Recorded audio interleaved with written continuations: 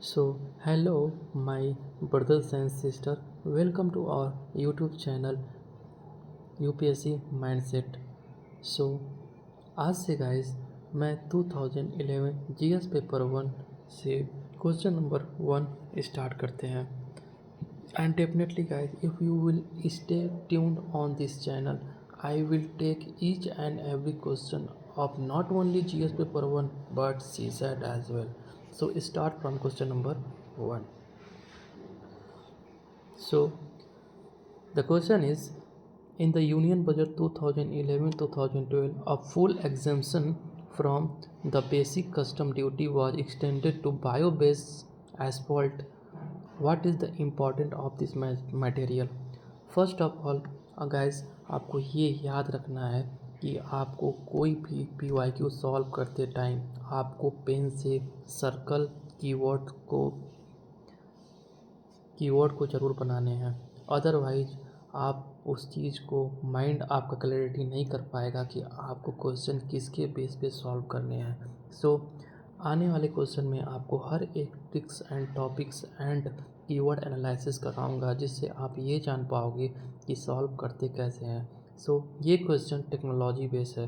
तो technology base क्या होता है, इसमें आपको ये मालूम होना चाहिए कि टेक्नोलॉजी एक डेवलपिंग प्रोसेस होता है, राइट. और टेक्नोलॉजी के बारे में अगर कोई गलत निगेटिव वर्ड दिया हुआ है तो उसे सही नहीं करते हैं. कहने का मतलब ये है कि टेक्नोलॉजी में अगर कोई चीज़ लैकिंग डेफिशिएंट है तो उसको आप सही नहीं कर सकते हो ना, क्योंकि ये चीज़ जो है आज नहीं तो कल तो, अगर कोई चीज़ कमी है आज नहीं तो कल, टेक्नोलॉजी डेवलपिंग प्रोसेस है, वो तो ठीक हो ही जाएगा आज नहीं तो कल. तो आपको ये माइंड में हमेशा याद रखने हैं कि टेक्नोलॉजी का, और यूपीएससी का क्वेश्चन ये है कि अगर वो टेक्नोलॉजी है तो नई टेक्नोलॉजी का पुरानी टेक्नोलॉजी से कंपेयर करता है. अगर पुरानी टेक्नोलॉजी के लिए अच्छी बातें दी हुई है तो उसे आपको गलत करने हैं. अगर नई टेक्नोलॉजी के बारे में अच्छी बातें दी हुई तो उसको सही करने हैं. पुरानी टेक्नोलॉजी के बारे में अगर गलत चीज़ दी हुई है तो उसको सही करने हैं. जैसे कि statement number 1, unlike traditional asphalt, bio asphalt is not based on fossil fuel.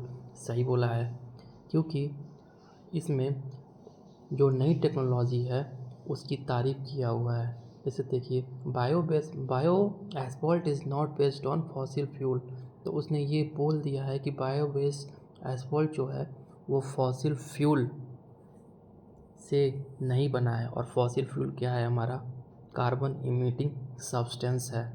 तो नई टेक्नोलॉजी है, तो नई टेक्नोलॉजी में ऑब्वियस सी बात है कि डेवलपिंग टेक्नोलॉजी है, तो वो चीज़ कार्बन्स इमिट ना करके, जैसे सोलर पावर या फिर विंड पावर, उसका यूज होता होगा. और यहाँ पे बोला है कि अनलाइक ट्रेडिशनल एस्फॉल्ट, तो ट्रेडिशनल एस्फॉल्ट में फॉसिल फ्यूल का यूज होता है. तो ऑब्वियसली आप ये बोल सकते हो कि ये स्टेटमेंट ऑब्वियसली करेक्ट है. Question number second, bio asphalt can be made from non renewable resources. और बायो एस्फॉल्ट बोल रहा है कि can be made for non renewable resources. Non renewable resources guys क्या होता है? Non renewable resources fossil fuel होता है. मतलब कि क्वेश्चन नंबर स्टेटमेंट नंबर 1 को स्टेटमेंट नंबर 2 में और एक्सप्लेन कर दिया है. तो मैं इसको गलत मानूंगा, क्योंकि ये नई टेक्नोलॉजी को बोल रहा है कि ये कार्बन इमिट करेगा, मतलब नॉन रिन्यूएबल रिसोर्सेस है, मतलब वो चीज़ रिन्यू नहीं हो सकती है. तो जो चीज़ रिन्यू नहीं हो सकती है तो वो नई टेक्नोलॉजी कैसे हो सकती है? तो हमको स्टेटमेंट नंबर 2 को कट करेंगे. स्टेटमेंट नंबर 2 को कट किया तो आपका ए कटेगा, आपका डी कटेगा, आपका सी कटेगा, आपका क्वेश्चन बी आपका राइट आंसर. फिर भी मैं आपका स्टेटमेंट नंबर 3 को भी पढ़ देता हूँ. Bio asphalt can be made from the organic waste, right. Can be, bio asphalt बोल रहा है कि ऑर्गेनिक वेस्ट से बनी हुई है. ऑर्गेनिक वेस्ट क्या है? आपका वेस्ट ट्रीटमेंट, मतलब रिसाइकल्ड प्रोडक्ट्स, मतलब रिसाइकल्ड प्रोडक्ट से आपका बायो एस्फॉल्ट बन सकता है. तो ऑब्वियस सी बात है कि ये सही है. It is eco friendly. Again again इसने तारीफ़ कर दिया, इसमें भी तारीफ़ किया। थर्ड वाले में बोल रहा है eco friendly to use bioasphalt for surfacing of the road, right.